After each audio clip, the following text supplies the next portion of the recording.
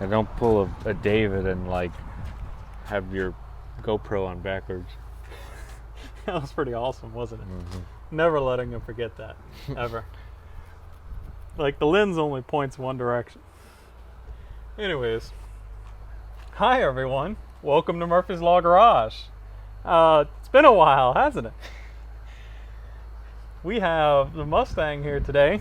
Ta-da! And we're gonna do some naughty, naughty, naughty things. Y'all stick around. Don't tell my wife.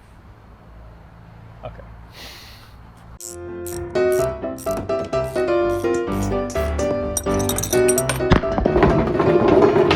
Dang it. Alright, so you might be asking yourself, JB, what do you mean by naughty? Well, it's a Mustang. And it's intended to eventually be a 1,000 horsepower race car. So one of the things you need to do to get there is for it to make a bunch of cute noises on the line. One of those cute noises kind of sounds like this. You ready? What? No, that's not a Honda Civic. Because V8s don't sound like Honda Civics.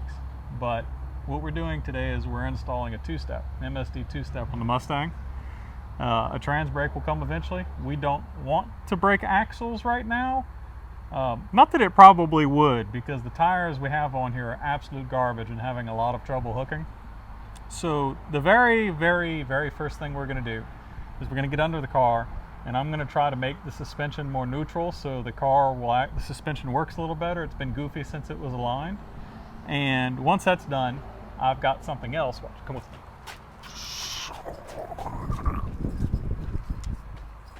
I've got something else.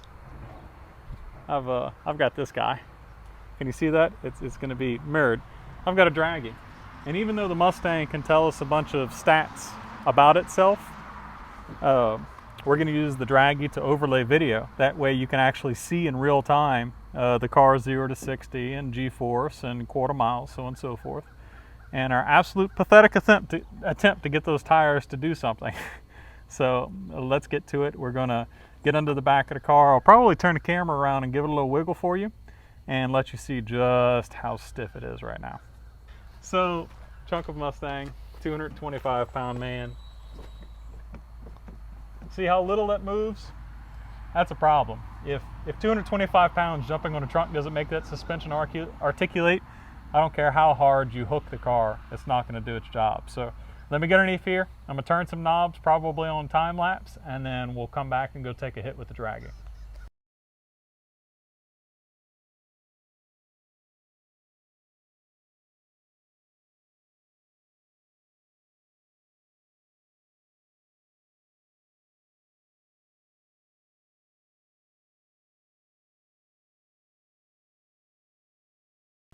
All right, well, I'm not sure how well y'all can see this. Car's suspension movement increased by about 50%. That's huge. The sway bar has adjustable links on it. It was bound up. So both Seth and I re-neutralized the sway bar, which could just be from suspension settling over time. It didn't do it very evenly. We should have done it sooner, but you know, whatever. The car had an alignment when we put the new tires and suspension on it. Looking at it roughly from the inside and the outside the tire, it looks like it's got toe and camber, negative camber in it. And I specifically requested that the alignment guy set the car completely neutral, because I'm sure Ford has you set it neutral and has you set it in the negatives for handling, and we don't want that. You know, we need it to hook in a straight line. So it's going to have to go back to the alignment shop at some point with someone a little bit more competent to set the car zeros everywhere. That way we have the basis of something to work with, because if it's already negative, we can't really work with that to figure out what the suspension woes are. So we're going to go make a hit with the draggy and see what it looks like. Go.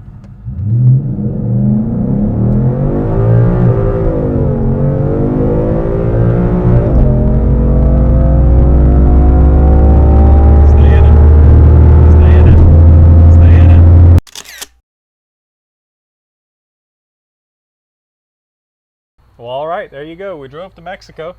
and we made a hit on the draggy, that footage that you just saw there, and it was a 13.6 at 102. 13.3. 13.3?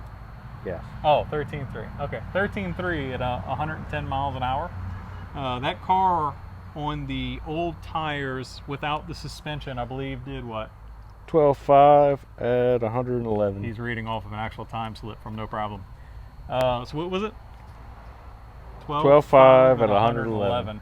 So we're a mile an hour off and basically a full second behind the track's time, which, considering the car's suspension geometry is horrible right now, it's in the negatives for the camber, obviously. I'll take that as a win.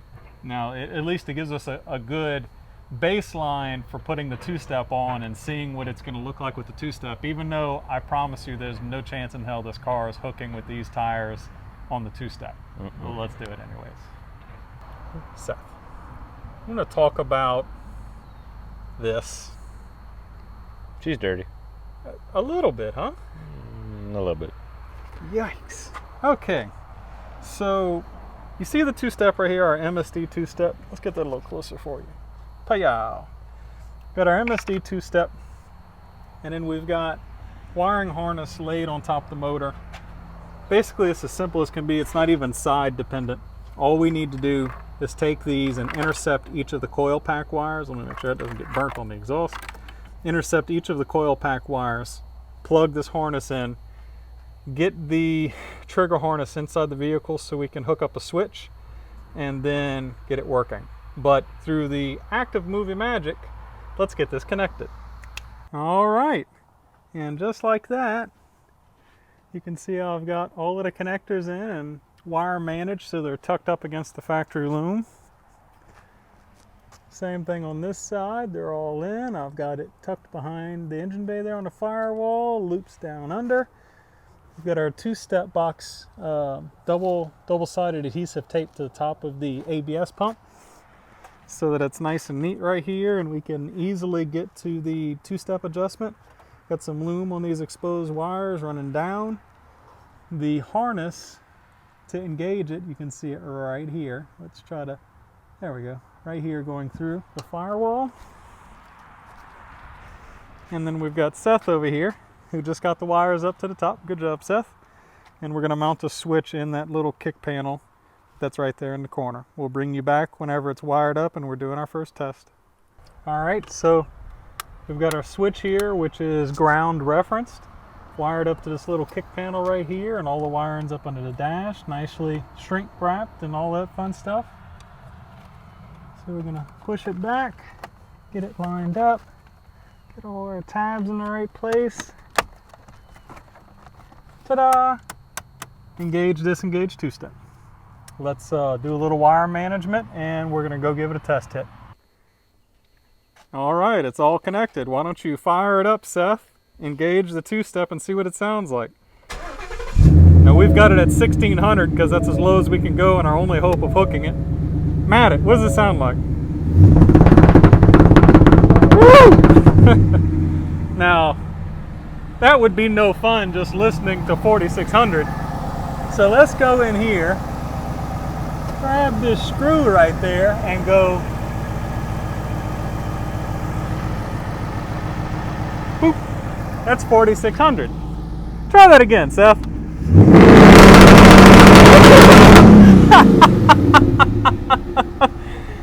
That's nasty. All right, y'all, we're gonna get cleaned up, turn it back down to some sane RPM and go give it a shot. Go. 30,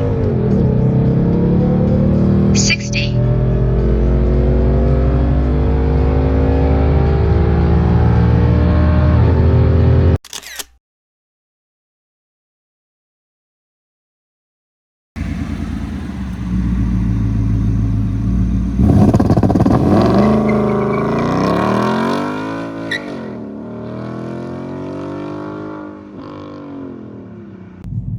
'Alright everyone, well there you go. We got the two-step installed, and it even at 1600 RPM, it's pretty brutal.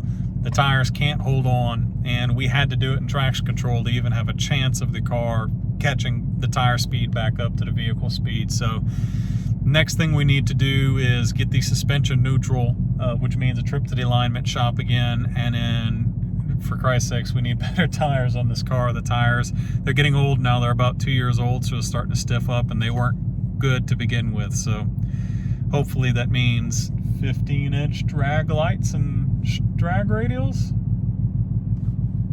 Maybe so. Oh well. Y'all stick around for next time. We love y'all. God bless. Peace. Mic check 1 2 3. Mic check 1 2 3. Howdy doodly. Howdy doodly.